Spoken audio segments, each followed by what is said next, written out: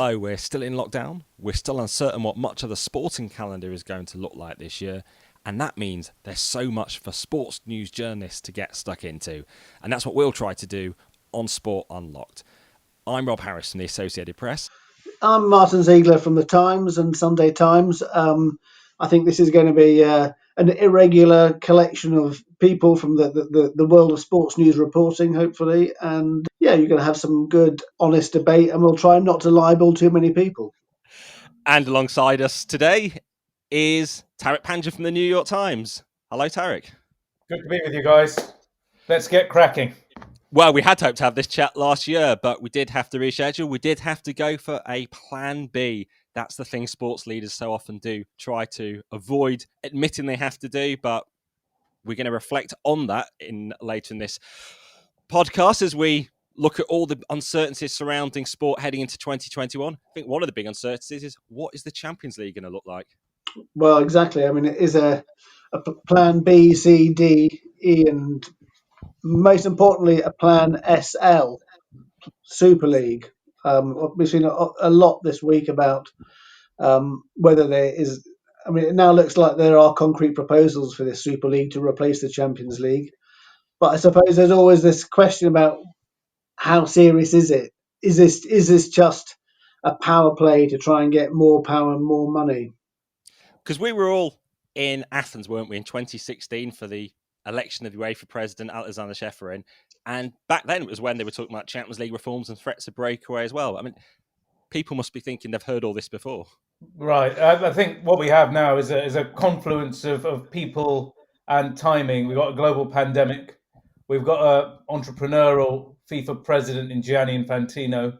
And we've got club owners who have perhaps different interests than those who were talking about the Super League maybe 20 years ago, particularly a group of Americans who come from American sports, who are used to profitability, recurring revenues, and they expect to be in the top competitions. And they're looking at this as hard-nosed businessmen rather than, I guess, local businessmen connected to the community, connected to the sport. And here we are with what Martin described as quite developed plans. We've all seen the proposals, haven't we? What do you think of them, Rob? The fact we've got 15 guaranteed places for the founder members and only 5 rotating. So we don't yet know how those 5 teams are going to qualify for the new Super League. And how dull is it going to make those domestic leagues if we don't have that race for top 4? I mean, we do draw it in every year, don't we? I mean, even now, the fact Chelsea are out down in 8th, it really creates all that uncertainty, doesn't it? Yeah. Well, not only that, it takes quite a lot of the television value away from those domestic competitions on the one hand, because you mentioned an exciting race to qualify for Europe. If that doesn't exist, and you have a season where you might have a runaway leader and teams bereft at the bottom of the league, you don't have much of a competition that you're going to follow, and there aren't meaningful games for broadcasters on the one hand, and I guess.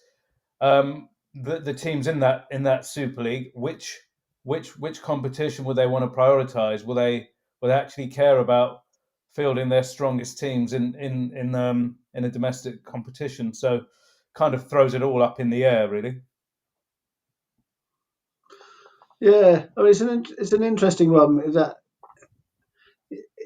I often think that this, if you look at it, there's people outside of England who are very, very envious of the Premier League.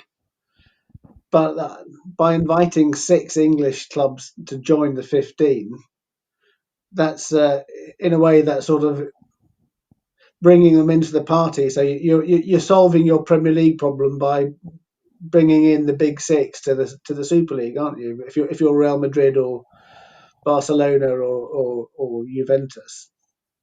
But that's a way of solving the fact that the Premier League gets so much money compared to you, I guess. But there's a lot of games to fit in, aren't there, in this proposal? It's a minimum 18 games in the group stage, then quarterfinals, semi-finals, and the single leg final as it is now.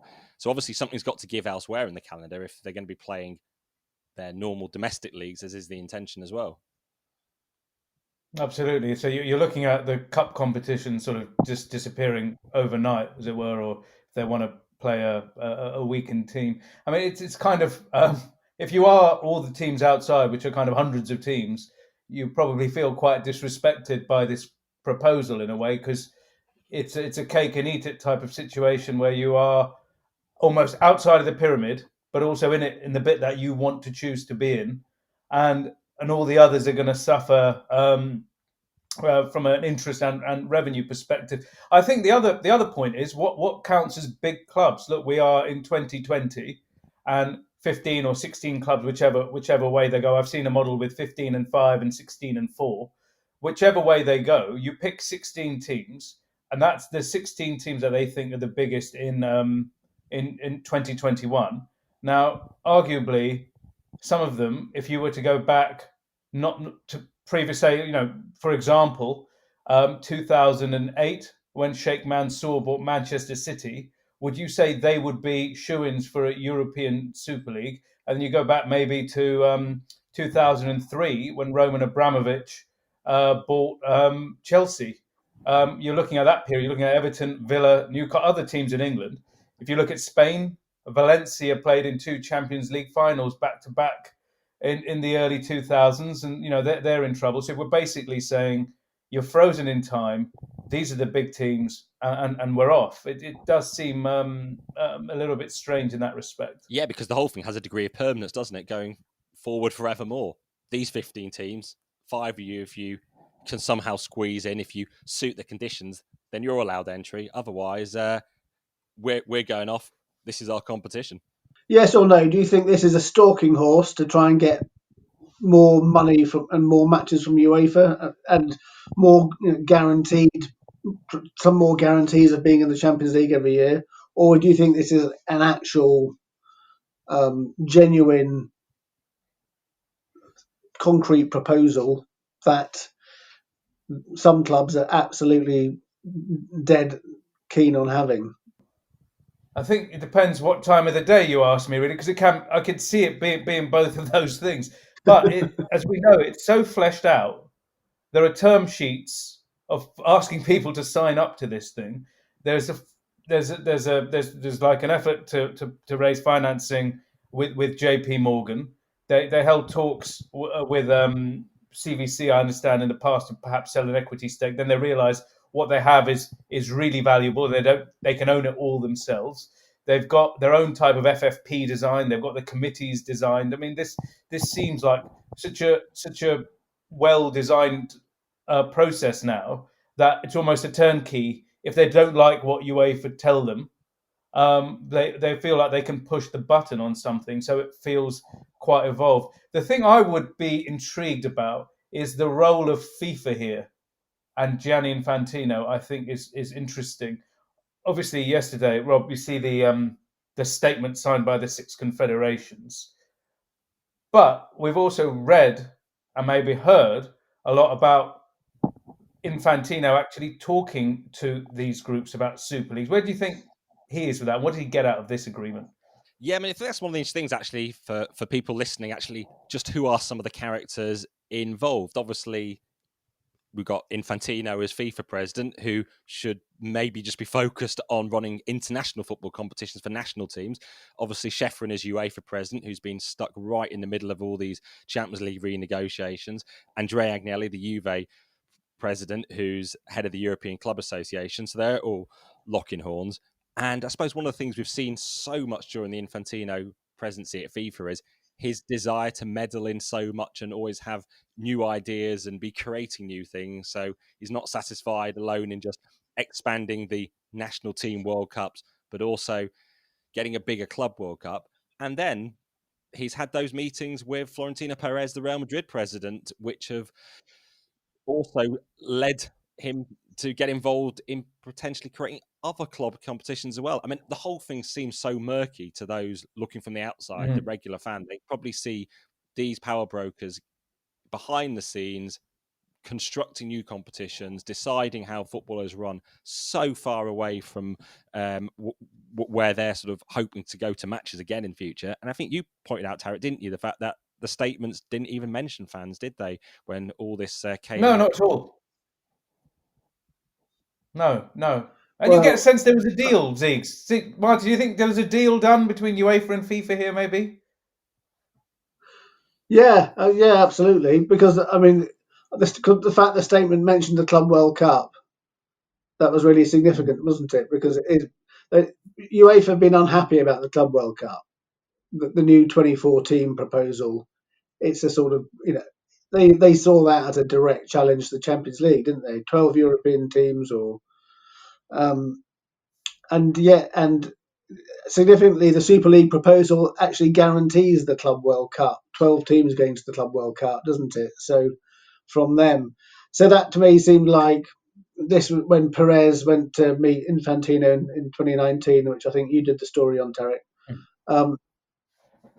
That was clearly a sort of promise. We will back your Club World Cup. What do we now have here? I think is UEFA biting the bullet and saying, okay, we will support your Club World Cup. We won't try and oppose it. And in return, you try and kill off the Super League threat. Yeah, I think there's. What you had as well was the Alexander Seferin, the UEFA president, and Gianni Infantino dynamic. These guys have had a tricky relationship, safe to say, since about the middle of 2018, when some of these club ideas from FIFA first emerged, expanded Club World Cup, etc. And I think Seferin and UEFA were saying, yeah, okay, you're going to have the Club World Cup, but we get to decide which teams go. And there was a sense maybe not all the teams FIFA wanted would be in that tournament. And then I guess Rob was asked maybe wanting a tournament every 2 years, not every 4 years, etc., etc. Maybe there was some deal. And of course, back in the days when we could travel, we were in Rwanda, weren't we? When Infantino and Seferin didn't even talk to each other over dinner reputedly, when all the council got together. Then a few months later, we were in Miami. What good times they were back then when we could go around the world to these FIFA meetings rather than having to be on Zoom calls. And that's when the Club World Cup plans were agreed, and UEFA sort of almost seemed to give up the fight then. They're almost like going through the motions that they were sort of complaining, but that was the moment. And of course, for those, not fully in tune with it, of course, now we still have the 7-team Club World Cup with the 6 confederations and the national champions of the host country. And the plan is obviously to go to 24 teams every 4 years or maybe every 2 years. But of course, one of the stumbling blocks is the fact they hope to hold it this year. The pandemic might have done FIFA some favours in the fact that they weren't really getting the finances in place, were they, for this tournament? Zeke, one thing I wanted to ask you, you mentioned yesterday there was this grant in your story in the Times yesterday. It was 350 million euros. I think Rob, you wrote that as well. That a golden handshake, as it were, and it was called an infrastructure grant of some kind. And I had to think about it. And there was parallels to Project Big Picture. Did you notice some of the parallels between these two projects, or the motives behind them and the people behind them, maybe as well? Yeah, I did cross my mind whether the same people have been involved, the same in doing whether the same people have been involved in drawing up the same plans. Because absolutely, this sort of joining fee, which is again, that was the Project Big Picture sort of.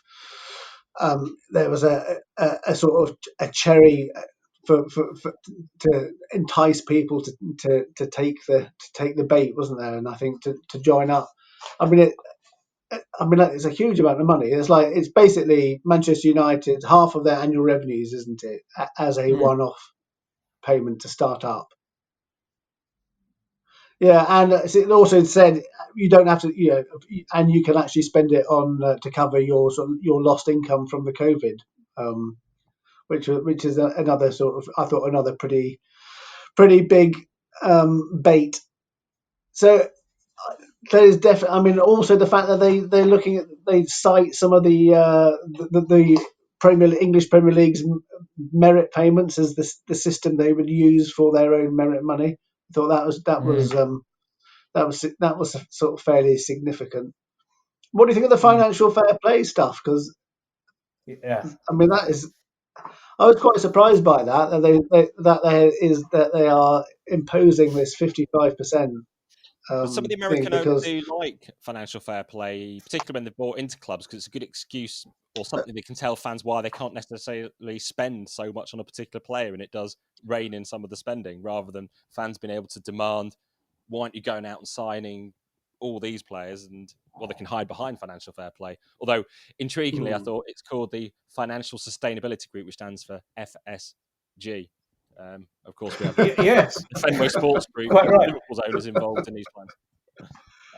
And if you look at some of those clauses in there, I would describe them as Manchester City and PSG clauses, and some of those clauses that these clubs, maybe FSG, maybe others, have been privately railing about how what happened with those FFP cases. Now, if you think about it, about linked ownership or sponsorship from your owner.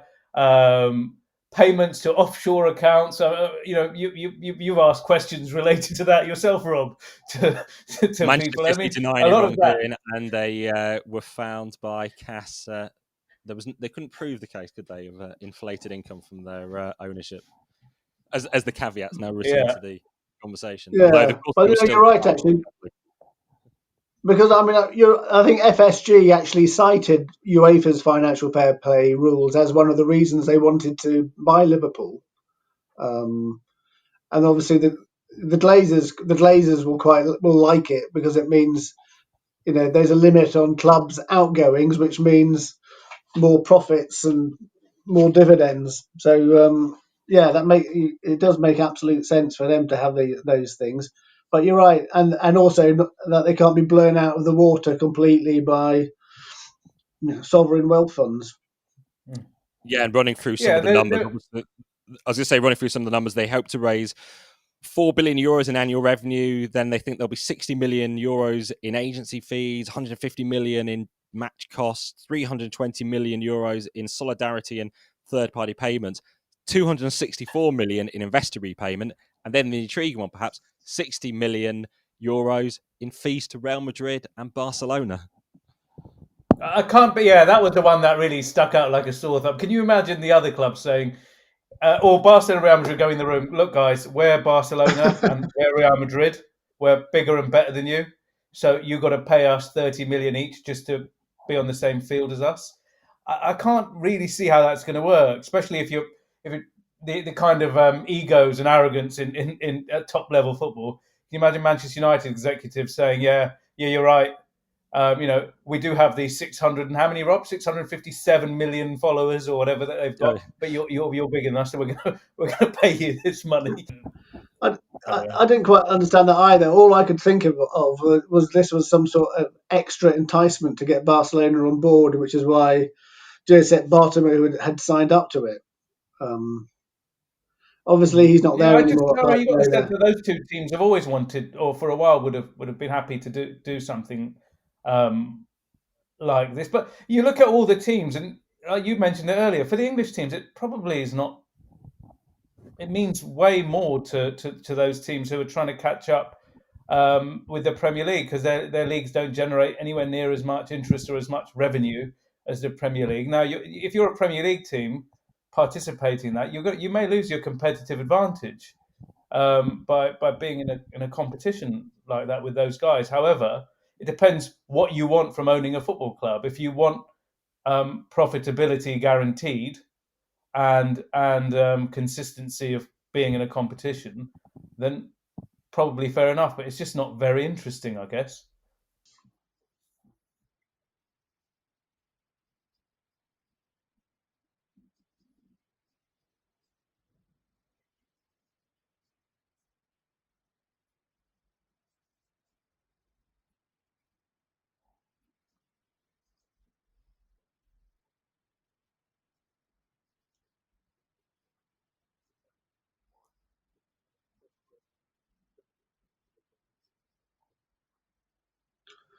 Well, I think they're going to have to do it really by the end of March, because I think what the key is going to be is probably Agnelli in the European Clubs Association.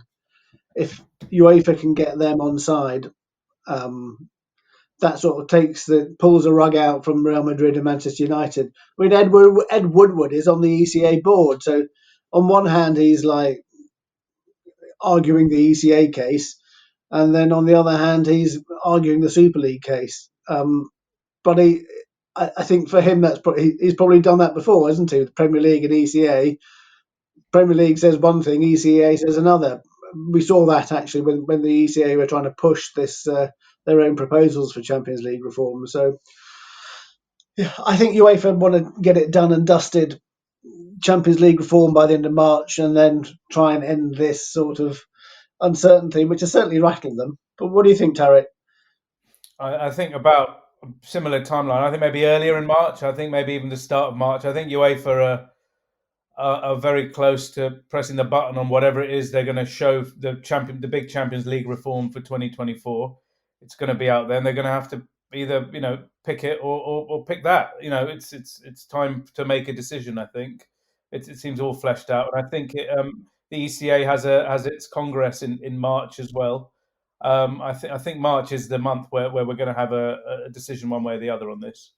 It's interesting you point out obviously some of the names on the various committees. I think that's one of the things we pick up from fans quite a lot. All these characters who seem to be in multiple positions. So you've got Nasser Al-Khalifa, who's the PSG president. He's also owning one of the main rights holders, beIN Sports, and he's sitting on the UEFA Executive Committee as well, and he's on the European Club Association. So he's sitting on the ECA, which is coming up with their own plans, FIFA's ruling committee, which has conflicting agendas and desires as well. Do you often see this? This is the thing I really sense that fans really. You do, unfortunately, Rob. In sport, unfortunately, it's common, these multiple mandates, because as people try and grow their influence for their own interests, you can see why they'd want to do it, because they're not really. The idea is if you're wearing the UEFA hat, you should be thinking about UEFA or the PSG one. But the reality is, Ed Woodward or Nasser Al-Khalifa, whoever, their primary interest is in their assets. So in Ed's case, probably Manchester United's, and Nasser's whatever's important for beIN, Qatar, and PSG. But you see it in sports in general. We've got a problem, haven't we? You got, for example, CAS is a big one, isn't it? You have the vice president of the International Olympic Committee, who's also the president of CAS, and a large majority of CAS cases are related to the IOC. In the real world, those sort of conflicts of interest shouldn't be allowed. You can say, well, he's a good guy, so he wouldn't do anything nefarious, but you shouldn't have the option of having these multiple mandates. Yeah, and obviously they're getting rewarded pretty handsomely as well. You did the story highlighting recently, of course, when Greg Clark had to step down from the FA, and he also left the FA Council. How much money was it he missed out on then as a result? It's something like, I think over 4 years, was it going to be something like £3.5 million? For not many meetings at all to attend, is it really? And particularly not now they're not going in person to any. Yeah, because you get, is it $325,000 for FIFA? Not quite as much for UEFA, but if you're on both of those and your FA chairman salary, it all stacks up, doesn't it? But, all part-time work, not bad. The ones we've not picked up on yet, one of the big headlines from that FIFA statement was the threat for players to be banned from the World Cup and the Euros and other continental championships if they were to take part in a breakaway league. Do you think that would really happen? Or actually, when it came to head, if there was even a breakaway, that actually things would be realigned, because ultimately FIFA would want to protect its World Cup? Well, it's the only challenge they can make, right? It's the only thing they have of substance, meaningful thing. But Ziggs, whether could they do it? Would they do it? Would they ruin their own product to make a point? Yeah, I was going to say, it's not much of a World Cup without the players from the top 20 clubs in Europe. I mean, it would damage the product massively. So it's a sort of I wrote a sort of analysis now. It's a blinking competition, isn't it now? And who's going to blink first when you start making threats like that? And then if the other side come back and say, well, go ahead, hold your World Cup without us, then yeah, if it gets to that situation, then it becomes pretty critical for FIFA, but also for the other side too. Talking about the World Cup and the Euros and players being maybe banned from them if they take part in the Super League brings us on to whether or not we'll even have a Euros this year because of the pandemic. Obviously, we already had it postponed once last year, just like UEFA insisting in early March in 2020 that it would go ahead. They're saying now, yes, it's going to definitely be staged this year. My own thinking is football's found a way of actually operating okay during this pandemic in terms of getting games back on, even without fans. So they will find some way, even if it does not look like the plans that are in place now. Do we all think that there will be Euros this summer? So I think there will be the Euros this summer, but probably not the Olympics. If I was going to looking at the two major tournaments, the Euros is much easier to hold, isn't it? I mean, you've got 24 teams, but you haven't got 10,500 athletes, 7,000 support staff all coming into to one city.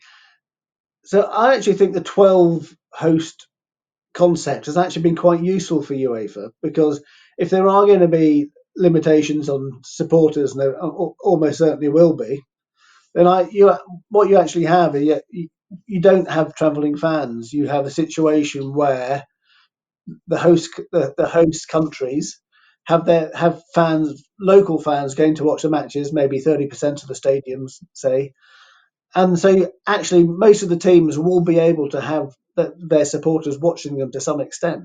And then you get to the finals and the semi-finals, which are at Wembley. Vaccination program is really important. The UK is ahead of the rest of Europe in terms of vaccinations. So I think there's a sort of much higher degree of confidence around the Euros now than there was a month ago. The Olympics is a different story, but we'll talk about that later. What do you think, Tariq? Am I being too optimistic? No, I think that makes a bit of sense, and also the fact that they had, I guess, a trial run of sorts for a tournament last summer by moving the finals of the Champions League. That's 8 teams in a competition in one place, building a bubble. They would have got a degree of learnings from that. And like you said, it's not that complicated an event. It's not that many um, people, is it? It's not thousands of athletes. It's 32 teams, and you're gonna have them in these disparate locations, and you can kind of create a sealed cocoon. And in terms of fans and the actual festival of football and what you really want to celebrate, I can't see them getting anywhere near an event that would be anything like that. But could they pull off a football tournament safely? Probably. I think it's. I don't see a big risk compared to the Olympics of this event not taking place. And what we saw last year is how easy it is for UEFA to, well, not easy logistically, but they can make the decision to actually just change the plans when they need to. And there are enough stadiums in the likes of England and other countries to be able to move more of the games easily away from one country into another and just create mini bubbles around various cities. And, it was already a plan that wasn't particularly liked in UEFA. It was only, of course, brought in because they didn't really have a bidder for 2020, so they had to construct this plan, or Platini did when he was still there. Yeah, Rob, funny enough, you mentioned Platini in 2020. What was supposed to happen? Do you remember? Istanbul, Turkey, wanted to host 2020, and Platini said to them, "You have to not bid for the Olympics then for Istanbul," and they said, "Absolutely no chance. We're going to go for both," and they ended up with neither of them. Probably now in the pandemic, they're probably thinking, we got a bit lucky, I guess. Well, they ended up the Champions League final and couldn't even host that, obviously, last year either. That's right. Yeah. And of course, talking about the Olympics, one of those questions that we probably groan about when it's asked, maybe sometimes, or we ask it ourselves, and we know we're going to get a very predictable answer: is there a plan B? And it's normally been about events that are probably normally going to be okay over the years, but we're just sort of doing those pre-tournament stories, whether it's South Africa and Brazil. And at the back of our minds, we probably thought, yeah, there probably will be fine. But now we're in an era when we actually ask it because we're not sure if there will be. And it's probably the thing we hear most. And now as we sort of enter months of uncertainty, do we think the Olympics will be able to go ahead this summer? Yeah, I mean, there's an interesting. My colleague in Richard Lloyd Parry has caused a massive furore, hasn't he?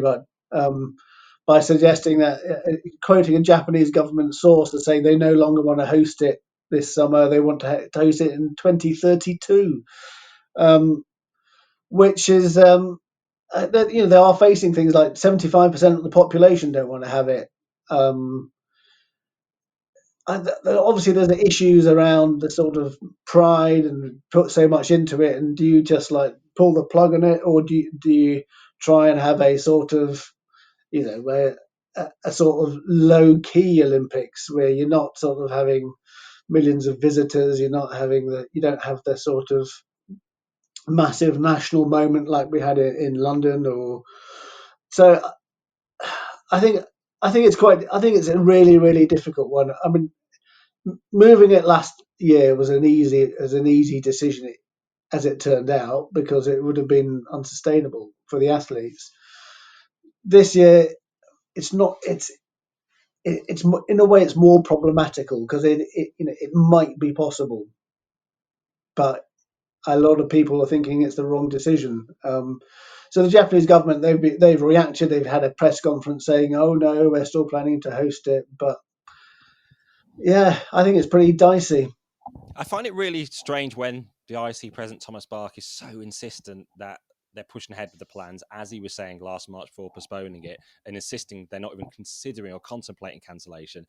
To me, it's actually sort of negligent in a way. I mean, a company like the IOC, a big operation, surely it's just logical. They should have to be having plan Bs and be thinking of various different alternative scenarios just as contingencies. And even if they don't want to say it in public, I mean, it seems unimaginable they don't have all these different plans behind the scenes.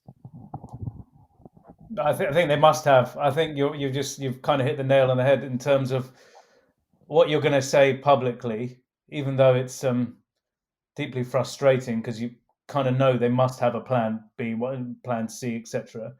There is a sense from them that if we start discussing plan Bs and plan Cs, people are just going to automatically go to plan Cs and Bs and say, well, what if they don't happen to have a plan D, etc. So they have this weird holding line. And you're right. I mean, this just feels very much like we are exactly where we were 12 months ago. We're writing exactly the same stories, asking exactly the same questions, and we're getting the same answers. And then there's going to be a crunch point, certain bit of drama over a 24-hour, 72-hour period. We're going to have a sudden decision.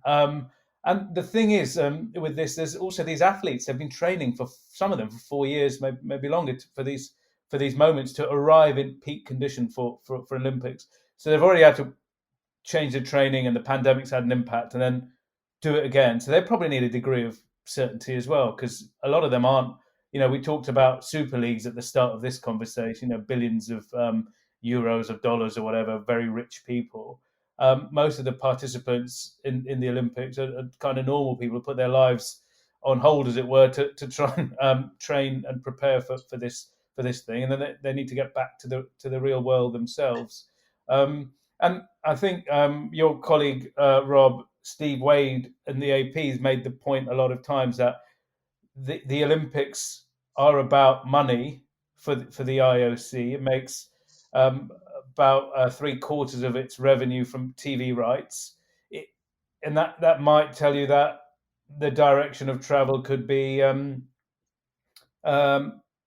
stadiums, a TV product, so they can collect their cash, because there may be an existential issue for this organization which dispenses this cash to 200 odd national Olympic committees. again, this isn't football that generates money year in, year out. These are two events, Summer and Winter Olympics. There will be a crisis if this Olympics doesn't take place in some form, I guess. And it's not like in Rio, we had absolutely crowded venues anyway. Yeah, some of them, that's true. I mean, I remember covering the equestrian events up in the north of Rio, and there was hardly anybody there. Yeah, it may be that the pressure comes to. I mean, what Dick Pound, he's said various different things at different times. The Canadian IOC member, but he has said, yeah, maybe we'll be looking to behind closed doors Olympics. I mean, it'd be pretty rubbish, wouldn't it? Well, Tariq, you obviously lived out in Rio before the games and during the Olympics as well. You saw all the build up to those games. You obviously, how did you find the experience then? Obviously, the fact, having been at London 2012 and packed venues and it sort of a national fervour, we could go around Rio and you wouldn't even sense the Olympics was on at times, could we? Even when we're going out for dinner there. No. There was a bad vibe about the entire event because the state of the country at the time was very bleak. The economy had collapsed at that point. It was cratering. There was corruption cases ongoing against senior officials. It was against a dreadful backdrop nationally, and there wasn't a particular interest in these sports. Brazil likes to see Brazilians win at sport and may pay attention to it. It's not naturally an audience that will go to a load of events in the same way as the British public, for example, bought into London 2012.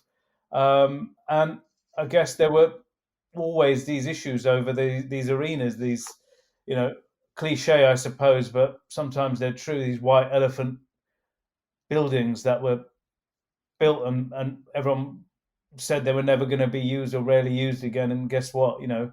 They're derelict and empty. It was a very gloomy atmosphere. They did it. The world left, and no one talked about them again. It was a real shame. I mean, both my Tariq were there in Doha for the World Athletics Championships in 2019, and it was pretty bleak, wasn't it? When we're at the 100-meter finals, and it's an empty stadium largely, maybe about 1,000 people, I think, maybe at one point. And you're thinking, this is a big event. It should have a far bigger crowd. Right. It just felt really low-key without having that fervour in the stadium. Yeah, it was dreadful. It really was. In the end, I had to bus in the construction workers, if I remember right, to try and create an atmosphere. And then they also had to teach them when to cheer and stuff. It was really a dreadful experience. I'm sure the organisers got handsomely rewarded for taking the games to one of the world's richest countries. But the event they had was kind of pitiful, wasn't it, for a World Championships of athletics? But this is kind of different. It's like, I don't know, needs must situation for the organisers. It clearly isn't. These are a bunch of minority sports. The Olympics is interesting because it's the Olympic Games. But if you were to individually take a lot of those 27 events, I think that's 27, out and say there is a market and fervent support for, I don't know, synchronized swimming or some of these. Apart from the hardcore, there isn't. It's the fact that there is the whole world participating in this event. Everyone's flag is there, and they're performing, and you got the backdrop of a crowd, etc. It's the occasion rather than those individual sports. So I think it will be a struggle and a bit of a trudge to do. I don't know, is it 2.5 weeks of these things without spectators? But also, I think what happened last time, we didn't miss it because we didn't get a build up. I think with the Olympics, the sponsors start advertising all of their products on TV, the news channels. We start talking about it, and because you talk about it, people get interested in the personalities and the people and the stories. And maybe that will happen again if there is if there is that build-up, really this thing was cancelled in April, and we didn't miss it. So the Japanese government don't decide they don't want to hold it. They want to hold it in 12 years' time instead. What does that mean for the IOC in terms of the money? I mean, it's obviously it's going to be a massive hit, but it'd be interesting to know whether they can actually survive, or do they really need it to go ahead in some form? In part, will be what happens with the broadcast revenue that they were due, what happens with the sponsorship revenue that has already been banked for games that never happened, and it's whether or not they could fit in another games at some point out of the usual calendar. Could they squeeze one into 2023, even in 2025 after the Paris games as well? I mean, I don't quite see why they would need to wait until 2032 to stage the Tokyo Olympics if that was to be the plan. I think there's enough other gaps to be able to just fit another one in somewhere down the line. But of course, the IOC have got the Winter Olympics in Beijing in 2022 to arrange. So it'd probably be pretty hard to have a summer and winter games in the same year. And of course, the International Paralympic Committee as well. They've had their games postponed. They've got to find a way of rearranging them because it's even bigger for the IPC, the attention that they do get for the Paralympics compared with, say, some of the year-round championships that they do stage. You got to wonder what their insurance premium is like if it does get cancelled, whether they have some degree of insurance. But I think it's going to be a catastrophe for them. They're going to have to struggle to make the best of it, because it's not just them as well. There's all those minority sports we talked about. A lot of their funding comes from the IOC, as does the national Olympic bodies globally. I think there is the ripples of a fully cancelled Olympics will be large and will be felt for some time to come. To wrap up, let's put our money where our mouth is and make some predictions about what's going to happen. So, is there going to be a Super League eventually? I say no. Tariq? I'm going to be boring, Ziegs, and also say no, but they came very, very close this time. I'm going to say no as well, but it'd be interesting how much extra power the clubs get to wield as a result of the new Champions League deal in 2024. And what about the Olympics? Are they going to go ahead in Tokyo? I'm going to predict yes, but in basically empty stadiums. Let me think about this, Ziegs, because vaccines. I think they will be off. Going for it. I think we'll have a form of Olympics. It'd be interesting to see in what guise that they do actually take place, but I can envisage a Tokyo Games of sorts. And finally, Euro 2020, will it take place or will it be in a single country behind closed doors? I think it will take place across Europe, but not involving the 12, involving some will drop out, but I think there'll still be a multi-country Euros, and I think there will be, certainly in England, there'll be proportions of the stadiums will be filled. I think we're, again, not going to see all 12 cities used. I can envisage more games being staged in England than the 7 that are now, and we are going to see fans in stadiums to varying degrees across Europe. I think we're going to have a Euros, but I think largely to the backdrop of empty stadiums. But I also think the players are going to be absolutely knackered, and we might get a surprise winner if we do have a tournament, because this season has been unlike any other with all these games packed in. I think it's going to be a case of last man standing from the players' point of view. Well, we've talked through a lot of issues. There's been a lot to get through today. As lockdowns are still in place, we're trying to unlock some of those issues in sport. Hopefully, we've managed to decode some of them, let people behind the veil of some of these sports news issues, some of the politicking that goes on around the world. Great chatting, guys. Yeah, great. And we mustn't end without wishing a happy 40th birthday to Tariq. I'd expect a song, but thank you anyway, guys. Good to be with you. How else would you want to be spending your birthday and talking about sports news? There's not much else to do in lockdown, is there? Happy birthday, Tariq. Have a great rest of the day. And thank you all for listening to this episode of Sport Unlocked. Hopefully we've managed to give you a bit of insight into those big decisions sports leaders have to make in the next few months. Goodbye for now.